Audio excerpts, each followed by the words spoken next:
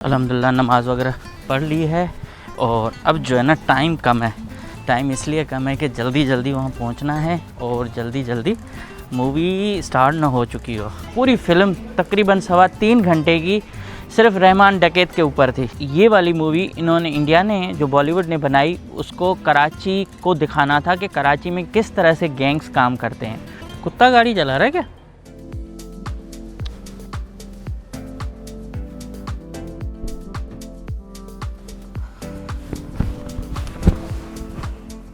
अस्सलाम वालेकुम, welcome back to my channel. आज बहुत खूबसूरत दिन है, हमेशा की तरह 3-4 दिन जो हमारे पिछले गुजरे हैं काफ़ी अच्छे गुजरे हैं। मूड भी अच्छा रहता है, मौसम भी अच्छा रहता है, इसके साथ साथ सर्दी भी जो है ना प्यारी प्यारी सी है। और आज सबसे बड़ी खुशखबरी ये है कि आज हमारा है सिंधी कल्चरल डे। पूरी दुनिया में स्पेशली सिंध से लेकर जहाँ जहाँ भी सिंधी आबाद हैं वो अजरक और टोपी पहन के ये दिन मनाते हैं अपना। और उन तमाम दोस्तों को मुबारकबाद जो इस दिन को मना रहे हैं, और उन दोस्तों को भी मुबारकबाद जो हमारी खुशी में खुश हैं। तो आज इस हवाले से भी मेरे लिए इम्पोर्टेंस मतलब ये दिन रखता है। और आज दूसरा जुम्मा है, जुम्मे की नमाज़ बस अदा करनी है और उसके बाद मैं जा रहा हूँ बॉलीवुड की मूवी देखने, धुरंधर। ये मूवी बनी है कराची और लियारी के ऊपर, और क्योंकि मैं ख़ुद इस चीज़ में बहुत इन्वॉल्व रहा हूँ, मतलब वहाँ करीब से हालात देखे हैं, बहुत सारी मतलब बहुत चीज़ें आगे चल के बताऊँगा। तो मैं चाह रहा हूँ कि इस मूवी के अंदर है क्या जो इन्होंने बनाई है। तो चलते हैं, पहले वो मूवी देखते हैं, उसके बाद मैं अपनी बाकी जो बातें ना वो आपसे शेयर करूँगा। तो अभी टाइम हो चुका है 2:40 और मेरी जो टाइमिंग है वहाँ वो है 3:15 की तकरीबन। तो लेट्स गो, मूवी देखते हैं और देखते हैं कि इसमें क्या क्या इन्होंने हकीकत दिखाई है और क्या झूठ। आजकल बहुत सारे पुलिस वाले छुपे छुपे रहते हैं भाई, उनको तो मौका चाहिए किसी को पकड़ने का। तो मैं बहुत एहतियात के साथ गाड़ी चलाता हूँ, इधर उधर इधर उधर सब देखते देखते जाता हूँ। बुराई किसी वक्त भी आ सकती है, कोई उसकी गारंटी नहीं है, और किसी भी रीज़न की वजह से किसी को भी रोका जा सकता है। आजकल हालात काफ़ी टाइट चल रहे हैं। सब्सक्राइब करो यार, सब्सक्राइब करो भाई, चैनल को सब्सक्राइब कर दो, चैनल को लाइक कर दिया करो, वीडियोस को शेयर कर दिया करो, और हाइप का बटन तो ज़रूर प्रेस कर दिया करो। ये समझें कि ज़रूरी है, ठीक है। करम मांगता हूँ, अता मांगता हूँ, इलाही मैं तुझसे दुआ मांगता हूँ, करम मांगता हूँ, अता मांगता हूँ, इलाही मैं तुझसे दुआ मांगता हूँ। मेरे ख्याल में सही टाइम पे मैं पहुँचा हूँ, रश कम है, गाड़ी मुझे खड़ी करने का मौका मिल जाएगा। अभी मैं मस्जिद में पहुँचा हूँ। पहले मस्जिद में जाते हैं, नमाज़ पढ़ते हैं। बार बार वही मस्जिद दिखाना और वही अंदर नमाजियों को दिखाना सही नहीं है। तो पहले नमाज़ पढ़ते हैं और थोड़ी देर में मिलते हैं। और अब मैंने टाइम चेक किया है तो मस्जिद में जिस टाइम पे मुझे नमाज़ होनी है वो टाइम और उसके साथ मूवी का टाइम दोनों सेम है। 3:05 पे वहाँ मूवी लगेगी और यहाँ नमाज़ हो रही है। तो पहले मैं नमाज़ पढ़ूँगा, उसके बाद जाके मूवी देखूँगा। जो मिस होना है वो होगा, बाद में देख लेंगे, ठीक है। चलें।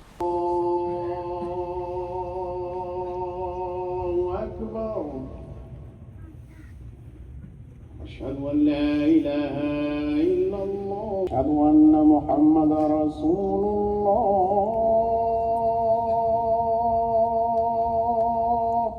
अशहदु अन्ना मुहम्मदर रसूलुल्लाह।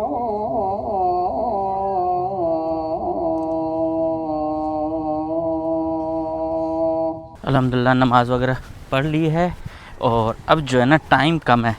टाइम इसलिए कम है कि जल्दी जल्दी वहाँ पहुँचना है और जल्दी जल्दी मूवी स्टार्ट ना हो चुकी हो। तो इसलिए पहले वहाँ चलें।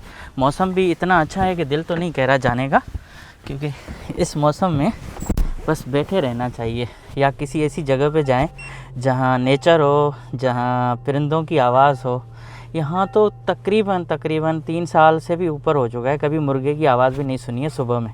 ठीक है, तो चलते हैं अभी सीधा सिनेमा पे। तो हम पहुँच चुके हैं थिएटर पर और आज इतना रश नहीं है, गाड़ी भी सही जगह पे लगा दी है। लेकिन देखें, ये पहले जब भी कोई बड़ी मूवी आती है तो काफ़ी ये रश होता है, पार्किंग फुल होती है, लेकिन आज इतना नहीं है। तो इस पे मैं आ रहा हूँ सेकंड टाइम पे। 3 साल होने वाले हैं अमेरिका में, तो मेरे ख्याल में 3 सालों में ये तीसरी बार आया हूँ। तो साल में एक बार आप कह सकते हो कि मैं आया हूँगा। एक बार फर्स्ट टाइम दोस्तों के साथ आया था, उसके बाद फिर मैं विद फैमिली आया था आमिर ख़ान की अभी मूवी देखने, लेकिन वो इतनी उसमें जुमले इतने गलत थे तो हम निकल गए, क्योंकि आप बच्चों को ना ये नहीं सिखा सकते। सेकंड थर्ड में अभी आया हूँ, तो अभी देखते हैं क्या होता है इस मूवी का। कुछ टिकट वगैरह तो चल रही है, मेरे पास ऑलरेडी है, तो मैं स्कैन करूँगा। तो मूवी स्टार्ट हो चुकी है और भाई लेट आया है। पॉपकॉर्न वगैरह बाद में लेंगे, पहले हम इनके कौन देखेंगे, इन्होंने क्या क्या दिखा रहे हैं, क्या सिखा रहे हैं। आई होप कि मूवी अच्छी हो, हकीकत पे हो। अब ये तो सब बाद में पता चलेगा। चलो ये है भाई, चल ही रही है भाई। घर के अंदर तक घुस जाएंगे।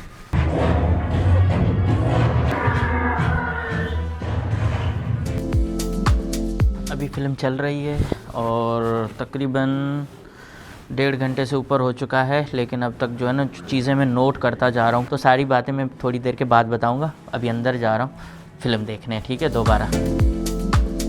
तो भाई फ़िल्म तो मैंने देख ली, लेकिन इस फ़िल्म के बारे में थोड़ा सा बता देता हूँ। एक तो जो ये मैं देखने इसलिए आया था क्योंकि मैं खुद लियारी में बहुत मेरा आना जाना लगा रहा, और लियारी के जितने भी करैक्टर इन्होंने दिखाए वो कोई भी मैच नहीं हो रहे थे। तो बाकी चीज़ें मैं आपको बाद में बताता हूँ, क्योंकि मेरा जो एक्सपीरियंस रहा है ना लियारी में, उससे ये 1% भी नहीं मिल रहा था, ठीक है। तो इतना मतलब बहुत सारी चीज़ें हैं जिनको एक्सप्लेन करने की ज़रूरत है, मैं आगे निकल के बताता हूँ आपको। इस सिनेमा में ये पहला शो था, और पहला शो जो है वो मैंने बग़ैर पॉपकॉर्न खाए हुए देखा है। तो अब आपको बताता हूँ भाई, कोई इसमें जो चीज़ 3-4 चीज़ें जो मैंने नोट की। एक ये दिखाया कि पूरी फ़िल्म तकरीबन 3.25 घंटे की सिर्फ रहमान डकैत के ऊपर थी। एक बहुत बड़ी और एक्सक्लूसिव ब्रेकिंग न्यूज आप तक पहुंचाएंगे। उज़ैर बलोच की अहलिया समीना उज़ैर पहली बार सिर्फ अब तक पर समीना उज़ैर का कहना है कि उनके शौहर दहशतगर्द नहीं बल्कि सियासतदान है। जी, इस वक्त हम मौजूद हैं लियारी के उस इलाके में जहां कभी रौनकें हुआ करती थी और तमाम सियासी रहनुमा बिला खौफ व ख़तर यहां आते थे। और अब जब मुश्किल का वक्त है तो सब लोग उससे कतरा रहे हैं। कोई लातल्की ज़ाहिर कर रहा है तो कोई कहता है मैं तो उसको पहचानता नहीं हूँ। ये आज जो रेंजर्स ने कालादम पीपल्स अमन कमेटी के सरबराह सरदार उज़ैर जान बलोच को ज़ाहिर किया है, जिस पर इल्ज़ाम है कि वो दहशतगर्द हैं और लियारी गैंग वार के सरगना हैं। हम उसकी फैमिली के साथ मौजूद हैं। अब तक ये पहला चैनल है जो उसकी फैमिली तक पहुँचाया है, और हमारे साथ उज़ैर जान बलोच की अहलिया भी मौजूद हैं। हम वो तमाम सवालात करेंगे। अब इस मूवी की कुछ चीज़ें मैं दिखा नहीं सकूंगा क्योंकि कॉपीराइट आ जाएगा, तो कॉपीराइट की वजह से मैं अवॉइड कर रहा हूं। अब आपको बता रहा हूं कि इस मूवी के 3-4 जो ना मकसद थे। एक मकसद ये कि ये वाली मूवी इन्होंने, इंडिया ने जो बॉलीवुड ने बनाई, उसको कराची को दिखाना था कि कराची में किस तरह से गैंग्स काम करते हैं और उसमें किस तरह से अंदर के फड्डे होते हैं। और जो चौधरी असलम था SSP, उसके बारे में भी उन्होंने जो दिखाया वो आखिर में उसी की नफ़ी कर दी। एक तो उनको दिखाया गया कि बहुत बहादुर थे, मुकाबले करते थे और इस तरह से होता था, लेकिन जो आखिर में मुकाबला था वो मेरे ख़्याल में चौधरी असलम की ज़िंदगी के तवील तरीन मुकाबला होगा। मतलब ज़िंदगी में इतना लंबा मुकाबला चौधरी असलम ने कभी नहीं किया होगा जितना उनका रहमान डकैत के साथ हुआ है। ये मैं थोड़ा सा आगे चल के बताता हूँ। और जो तीसरी चीज़ है कि रणवीर सिंह को इन्होंने भेजा। रणवीर सिंह को ये बता रहे हैं कि 2002 में पकड़ा गया था, ये सज़ाए मौत का कैदी था, और सज़ाए मौत के कैदी को एज अ जासूस जो है ना वो पाकिस्तान भेजना था। तो वो अफ़गानिस्तान से काबुल के ज़रिए और फिर जो है ना इंडिया मतलब वहाँ आया, कराची तक पहुँचा, हमारे सिंध तक, और सिंध में आया तो इनको बलोच तहरीक के हिसाब से जो है ना उनको वहाँ शामिल किया गया। और किसी तरह से वहाँ ऑलरेडी एक जो है ना इंडियन एजेंट था लियारी में, और वो इसको पहले दिन तो मना कर देता है, ये सारी रात गली में रुकता है, वहाँ उसकी मारपीट होती है और फिर जो है ना सुबह में वही इसको सपोर्ट करता है। एक तो इस तरह से कहानी बनी हुई है। और फिर रणवीर सिंह जो है वो फिर गैंग में शामिल हो जाता है। एक शादी की तकरीब होती है, उस तकरीब में जो रहमान डकैत है उसका कोई रिश्तेदार है वो मारा जाता है, और फिर वो रहमान डकैत का बेटा बच जाता है, और उस तरह से ये होता है। तो मतलब कितनी भी कोशिश इन्होंने की है, सारी हकीकत से दूर, एक भी चीज़ हकीकत में नहीं थी। मतलब मैं अपनी ज़िंदगी की मोस्ट घटिया तरीन फिल्म देखने आया था, उसमें इतने सारे स्टार थे और एक भी स्टार ने मतलब कि सही चीज़ को पेश ही नहीं किया। अब लियारी में जो करेक्टर दिखाने थे, उज़ैर का कद छोटा है, इन्होंने लंबा बंदा दिखाया, और जो बाबू रहमान डकैत था वो एक सादा सा एक लियारी का गुटखा खाने वाला जैसे कहेंगे एक बंदा लड़का था, उनको इन्होंने बहुत बड़ा वो जो है ना एक अच्छे बड़े एक्टर को दिखाया, वो भी पतला सतला और स्टाइलिश ऐसा था ही नहीं। तो मैं अभी सर्दी लग रही है तो अंदर बैठ के बताता हूँ। तो पूरी कहानी में लब्बे लुबाब ये था कि इंडिया को लेना था बदला, और इंडिया ने एक बार कहा था, मतलब इंडिया कहता है कि मेरे भाई हैं सारे इंडियन दोस्त, लेकिन उनको गलत हिस्ट्री इस तरह से फिल्मों के ज़रिए बताई जाती है। उससे क्या होता है कि जो आम बंदा है ना, आम इंसान है ना, आम वहाँ का नागरिक है, वो गलत हिस्ट्री में चला जाता है। अब यही फिल्म अगर कोई और बच्चा पाकिस्तानी देखता है तो उसको पता ही नहीं था कि रहमान डकैत कौन है, चौधरी असलम कौन है, उज़ैर बलोच कौन है। लेकिन क्योंकि मैं लियारी में जाता रहा हूँ, उज़ैर से मिलता रहा हूँ, बाकी ये रहमान डकैत की जो का मुकाबला हुआ था ये 9 अगस्त 2008 को हमारे सामने ही समझे हुआ था। हम हैदराबाद से आ रहे थे तो पता चला कि एक मुकाबला हुआ है और वो जिन्ना हॉस्पिटल में है, मारा गया है। क्योंकि हम वहाँ रह चुके हैं, हम वहाँ ये हालात सारे देख चुके हैं, तो हमें अंदाज़ा था। तो मैं मूवी को थोड़ा सा मतलब इस खुलासा करूँ, मुख्तसर बता दूँ कि एक तो इंडिया ने कहा था कि ये जो मुंबई अटैक्स थे ये टेररिस्ट ग्रुप ने किया था, मतलब कि जिहादियों ने किया। और दूसरा ये जो लोग थे, जो हमलावर थे, अजमल कसाब और ये सारे केटी बंदर ठठा के एरिया से गए थे। एक जियो की रिपोर्ट थी, बहरहाल वो साबित हुई बाद में कि वो समंदर के ज़रिए पहुँचे थे, और उन्होंने इल्ज़ाम लगाया था कि ये हुआ। और इसमें दिखा रहे हैं कि ये सारा जो है वो रहमान डकैत कर रहा है। मतलब रहमान डकैत की ज़िंदगी में मैं जितना थोड़ा बहुत जानता हूँ, उसकी इतनी दिमाग ही नहीं था, न इतनी अप्रोच थी कि वो मुंबई तक जा सके और ये कर सके।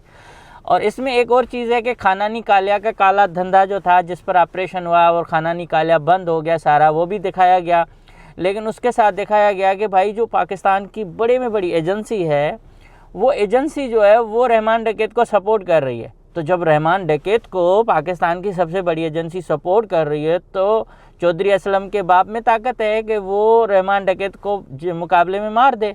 और सेकंड चीज़ है कि रहमान डकैत ने का जो मुकाबला हुआ था वो इस तरह से नहीं हुआ था। रहमान डकैत मलीर की तरफ से या कहीं से आ रहे थे, तो उसको पहले से ही चौधरी असलम ने उठा लिया था और जाली मुकाबला कर दिया था। तो रहमान डकैत ऑलरेडी उनके कस्टडी में थे और उनको जाली मुकाबले में मारा गया। और जितने भी मुकाबले चौधरी साहब ने किए थे वो पकड़े हुए बेचारों को मारते थे। और उसमें एक रसूल बख्श बरोई भी था जिसका केस हमने हाईलाइट किया था। तो रसूल बख्श बरोई कोटड़ी का मजदूर था, उसको गलत करके माशूक बरोई बना के मार दिया गया था और जेल में भी गए थे। तो जिस तरह से चौधरी को दबंग दिखा रहे हैं, इतना चौधरी दबंग था नहीं। बाकी रही बात ये कि जिसके सर पे एजेंसी का हाथ हो उसको चौधरी असलम मार नहीं सकता। सेकंड जो सबसे बड़ी शुरू में गलती जो इन्होंने की वो ये की कि इनको पता नहीं कि बलोच रवायात या सिंध के रवायात कैसे हैं। अब रहमान डकैत पर बीवी हाथ उठाती है, जो हो ही नहीं सकता। बलोच ख़वातीन जितनी भी हैं, इवन लियारी में भी औरतें बड़ी तेज़ हैं, लेकिन लियारी की औरतें इस तरह से नहीं करती कि वो उसको चांटा मार दें सरेआम। और वो और सेकंड ये कि जो दूसरा पॉलिटिशियन दिखाया गया, और नबील की जगह पे उन्होंने रफ़ीक जमाली दिखाया, जिसका कभी लियारी से वास्ता ही नहीं है।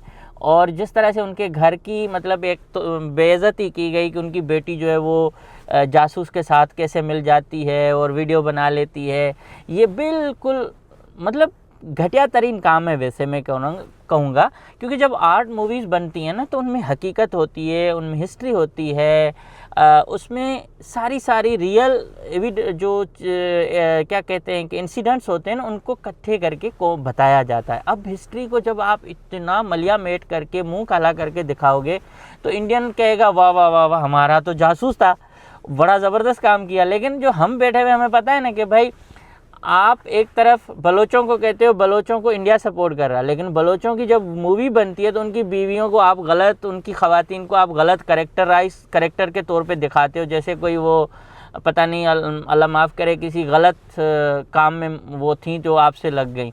मतलब कंट्राडिक्शन बहुत है। और मूवी जो ओवरऑल मैं बताऊँ, इस ओवरऑल मूवी में मुझे जो चीज़ें कुछ नज़र आईं मैंने वो नोट भी की, आपको बताऊं। ऐसे मैं सिर्फ बैठा हुआ नहीं था कि मैं हो मूवी के पैसे खर्च करूं और मैं मतलब फिजूल चीज़ में। लेकिन इसमें पहला सीन जो हाल में जो था ना कि जरदारी फ़ोन करता है, रहमान डकैत जो है वो जलसे को ख़िताब करता है। इस तरह की चीज़ें कभी हुई नहीं हमारे सामने, हमने तो कभी नहीं देखी कि मतलब रहमान डकैत ने कोई सियासी जलसा किया हो। 2007 में बेनज़ीर भुट्टो की शहादत जब हुई थी तो मैं ख़ुद उसके गाड़ी के बराबर से गुज़र के ट्रक पे गया था तो धमाका हो गया था। ये मैंने पहली दफ़ा कभी नहीं बताया किसी को, तो इस व्लॉग में इसलिए बता रहा हूँ कि मैं क्यों दूँ। उज़ैर से कई मुलाकातें हमारी होती थी जब उज़ैर अब तक इस तरह क्राइम में और क्रिमिनल एक्टिविटीज़ में नहीं था। तब उनकी रैलियां निकलती थी तो हम जाते थे, हम उनके साथ मतलब उनकी कवरेज के लिए गोलियों के बीच में खड़े रहे हैं। और आपको मैं एक वीडियो तस्वीर दिखाता हूँ, मैं लियारी को जब ये ऑपरेशन हो रहा था तो मैं बुलेट प्रूफ जैकेट लेके पहन के वहाँ खड़ा था। तो ये सारी चीज़ें थी। तो भाई जितना चौधरी असलम ने लंबी लड़ाई की है, इतनी लंबी लड़ाई उन्होंने कभी नहीं की है अपनी लाइफ में। लेकिन मैं ये कहूँगा कि बिल्कुल गलत हिस्ट्री, गलत फ़िल्म और वक्त का ज़यान। 3 घंटे लंबी इसमें क्या कहेंगे कि फ़िल्म में कोई ऐसी चीज़ नहीं थी जिसको मैं कहूँ कि सराहूँ। एक्टिंग अच्छी थी, सेट इन्होंने अच्छे बनाए, काफ़ी हद तक उन्होंने उसको मैच किया लियारी के साथ, लेकिन अनफॉर्चुनेटली ऐसा नहीं था। अब मैं क्या बोलूँ, मतलब ऐसी फिल्में बनती हैं और मैं क्या कहूँ अब ना। रियली ये अगर इंडिया का कोई दोस्त ये समझता है कि यार मैं कोई एज अ व्लॉगर पाकिस्तान से ताल्लुक़ रखता हूँ तो ये करता, इसलिए मैंने जो है इस तरह से बताया। मैं रियली मतलब आपको सच बता रहा हूँ, 100% सच बता रहा हूँ कि इस फिल्म का रियलिटी से कोई ताल्लुक़ नहीं है, बिल्कुल। ठीक है ना। अगर जो चीज़ें मतलब हमने खुद देखी हैं, भाई रहमान डकैत इतना बड़ा बंदा हो जाता कि उसकी औकात थी वो मुंबई तक बंदे भेजता यार, कसम से। चलें, आज जो है ना एक और फंक्शन भी होना है, लेकिन इस फिल्म ने मेरा टाइम भी ज़ाया किया। मैं भी घर वालों को कॉल करूं कि भाई उस फंक्शन में आना है तो मैं उनको लेकर आ जाऊं जल्दी। और इतनी ट्रैफिक जाम है ये तो हमने सोचा ही नहीं। और अभी जाके मौसम थोड़ा बेहतर हुआ है, आसमान साफ़ हुआ है, क्योंकि बहुत ज़्यादा बादल थे तो बादल अब जो है ना कम हुए हैं, तो कुछ आसमान में सितारे भी नज़र आ रहे हैं। और फ़्लाइट्स अभी लैंड कर रही हैं इस लोकल एयरपोर्ट पे, तो मैं चाह रहा हूँ कि फ़ैमिली को जल्दी ले आऊँ। ओ हो जल्दी उनको ले आऊँ। और आज इन्होंने एक क्रिसमस ट्री की लाइटिंग ऑन की है टाउन सेंटर में, तो हम चाह रहे हैं कि अपनी बेटी को दिखाएं ये सब कुछ। तो धुरेंद्र ने एक्चुअली मेरे कानों के ना दुहें निकाल दिए हैं, दुहें। बहरहाल स्टोरी कुछ इस तरह से थी और इसमें बलोच जो रीति रवायात हैं ना उनको भी इन्होंने नुकसान दिया है। और ये दूसरी फ़िल्म है, इससे पहले भी एक फ़िल्म थी जो नेटफ्लिक्स पे मैंने देखी थी, उसमें उन्होंने मरी कबाइल को बहुत मतलब निचला दिखाया था, जो मरी कबाइल कभी इस तरह से करते नहीं हैं। देखें आसमान साफ़ हो चुका है तो चाँद भी नज़र आ रहा है। देखें 3-4 दिन से ये चाँद बिल्कुल नज़र नहीं आ रहा था। तो अभी चलें, मुझे भूख लगी है, खाना खाऊं और फैमिली को बाहर ले जाऊं, वरना मुझे तो काट देंगे। बाबा नहीं बात कर रही दोस्तों, मेरे से बिल्कुल नहीं बात कर रही। अभी हमारे दोस्त आ गए, आकिब साहब, और हम जो है ना एक्चुअली छोटी के साथ गए थे उनको कुछ खिलाने पिलाने, वो खिला के उनको हमने ड्रॉप किया। अब हम जा रहे हैं मौज मस्ती करने। लेकिन आज मैं गया था इंडियन मूवी देखने, धुरंधर भाई वाह। और तकरीबन उन्होंने मेरे 3.5 घंटे ज़ाया किए और अच्छे तरीके से किए क्योंकि बोरियत नहीं हो रही थी। तो अभी हम आए हैं चमकती धमकती गाड़ियों की इधर रौनक देखें और इसके साथ हम ग्रीन टी पी लें। कुत्ता गाड़ी चला रहा है क्या? ओ नहीं, इस साइड पे बैठा है। मैं सोच रहा कुत्ता चला रहा है, मैं परेशान हो गया यार। चलें, अभी हम दोबारा हलीम खाने आ गए हैं। भाई आकिब साहब कह रहे हैं मैं चाय पिलाऊंगा, तो मैंने कहा चलो मैं हलीम खिलाता हूँ, हिसाब बराबर करते हैं। खामा खा हिसाब उधार नहीं होना। नहीं हम ये कर नहीं, रणवीर तो मिले जब, वो है हमारा सिंधी, लेकिन उसने गलत काम कर दिया।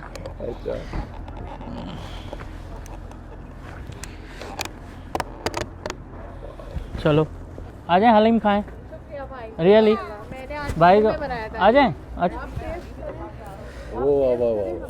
ये वाला भी टेस्ट करके देखें, घर में झगड़ा हो जाएगा। नहीं, वो इसलिए नहीं खिलाने दे रही, झगड़ा हो जाएगा उनका टेस्ट में।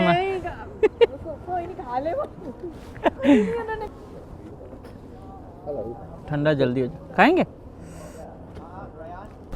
हलीम के बाद अगर फिर कहवा हो जाएगा ना, तो क्या बात हो जाएगी। अच्छा टेस्ट है भाई, पास है, बिल्कुल पास। अभी हमने हलीम खा लिया, काम उतार दिया उसका। अभी जा रहे हैं हम ग्रीन टी पीने, बस मोराकन टी पियेंगे।